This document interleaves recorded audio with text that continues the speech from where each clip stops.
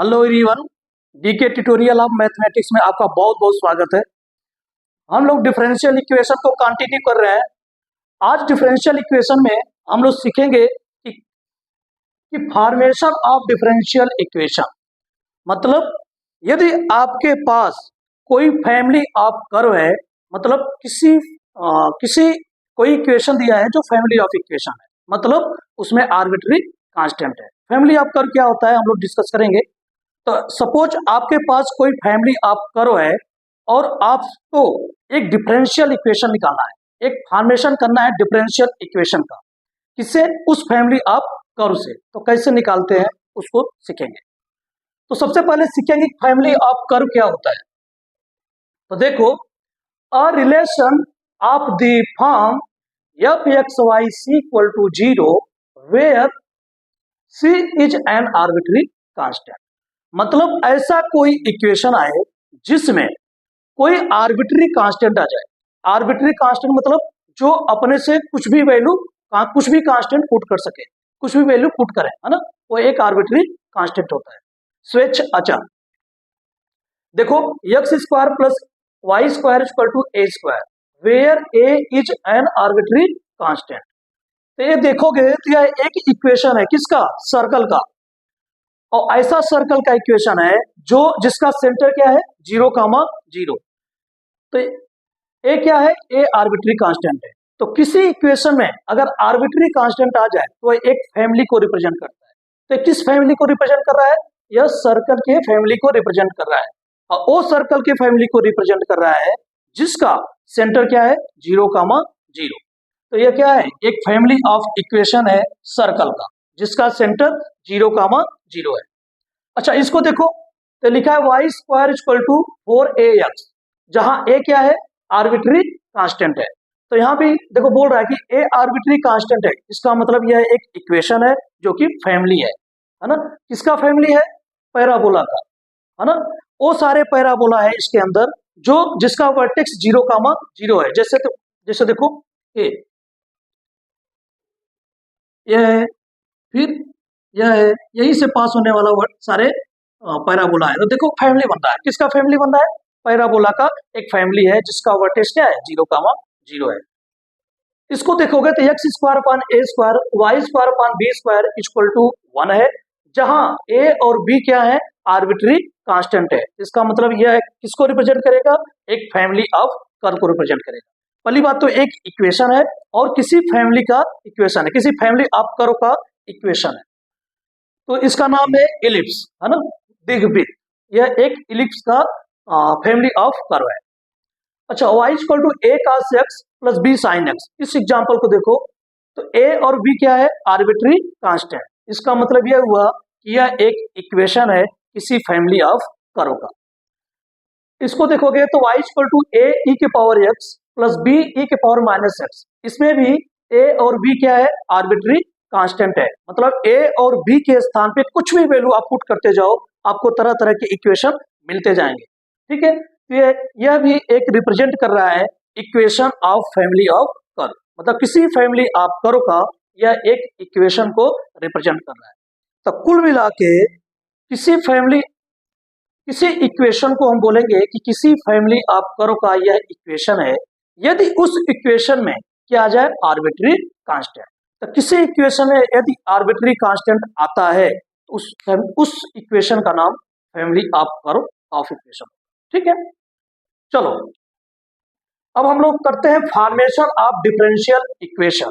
मतलब यदि आपके पास कोई इक्वेशन दिया है किसी फैमिली ऑफ कर्व का, तो उस फैमिली ऑफ कर्व से कैसे हम लोग डिफरेंशियल इक्वेशन को फॉर्मेट करते हैं, कैसे फॉर्मेशन करते हैं, कैसे बनाते हैं, उसको डिस्कस करते हैं। तो देखो मेथड सीखते हैं कि क्या मेथड है डिफरेंशियल इक्वेशन बनाने का, उसको देखो। Suppose an equation of family of curve, मान लेता हूं आपके पास एक फैमिली ऑफ कर्व दिया है, ठीक है, कंटेन्स एन आर्बिट्री कांस्टेंट। एक ऐसा फैमिली ऑफ कर्व दिया है, ऐसा इक्वेशन दिया है किसी फैमिली ऑफ कर्व का जिसमें एन आर्बिट्री कांस्टेंट को क्या कर रहा है? कंटेन कर रहा है। ठीक है, देन तब we obtain its differential equation as given below.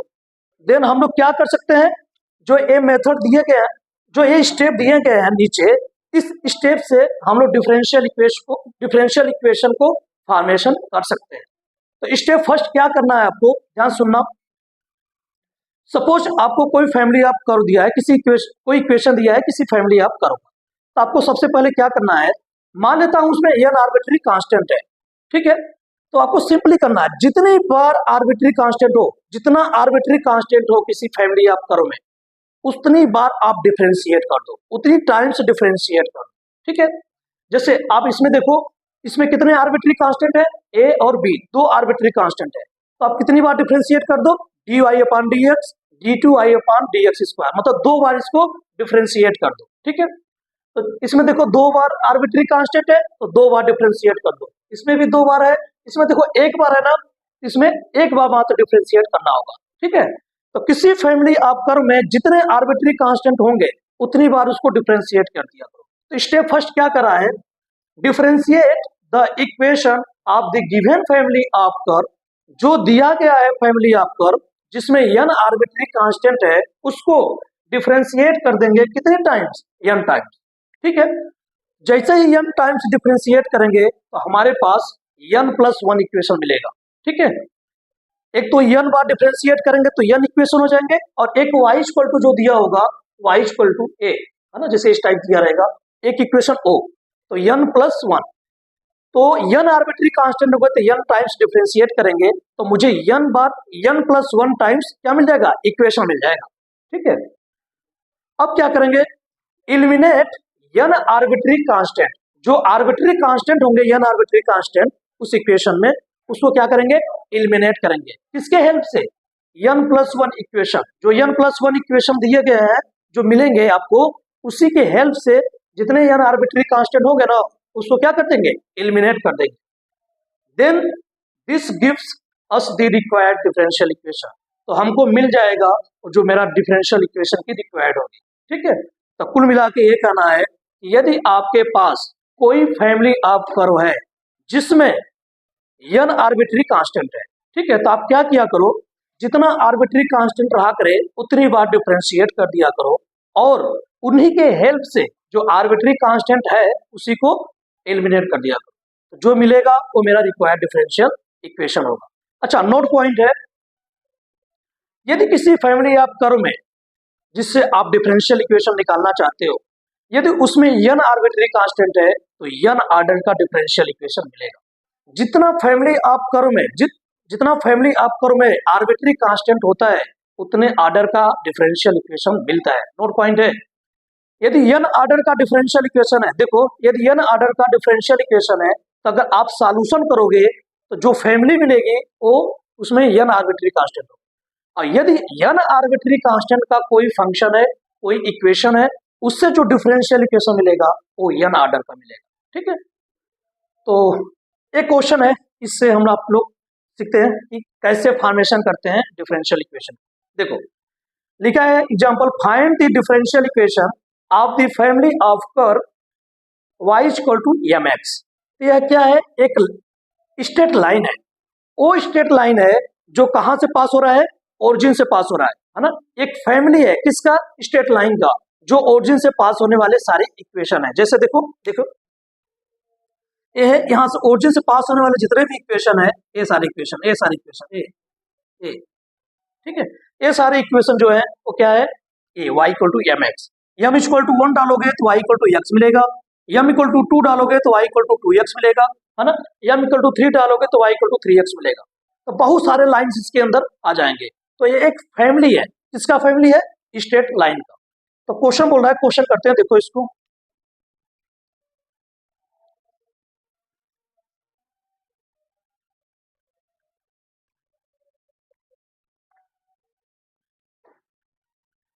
तो देखो क्वेश्चन कर रहा है कि y इक्वल टू mx है, यह क्या है, स्ट्रेट लाइन का बहुत सारा कलेक्शन है, एक फैमिली है, ठीक है।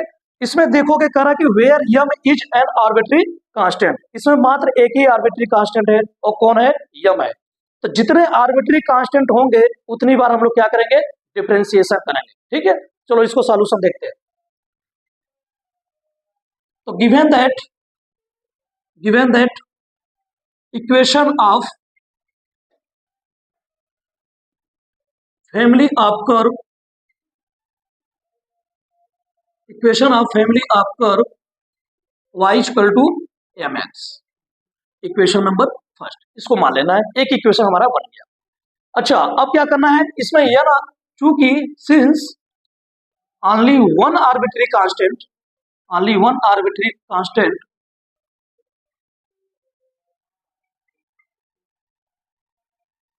contains, so we differentiate only once time। चूंकि मात्र एक आर्बिट्री कांस्टेंट को कंटेन किया है, इसलिए मात्र एक बार डिफरेंशिएट करेंगे। कर दो डिफरेंशिएशन, तो dy upon dx equal to m constant है, बाहर हो गया, x का डिफरेंशिएशन कितना हुआ, 1 हुआ। x का x के रिस्पेक्ट में डिफरेंशिएशन कितना होता है, 1 होता है। तो dy अपॉन dx कितना आ गया, यम, इक्वेशन नंबर सेकेंड। तो देखो, एक आर्बिट्री कांस्टेंट था तो कितने इक्वेशन मिले, 2 इक्वेशन मिले, 1 और 2। तो जितने आर्बिट्री कांस्टेंट होते हैं उससे एक ज्यादा इक्वेशन मिलता है।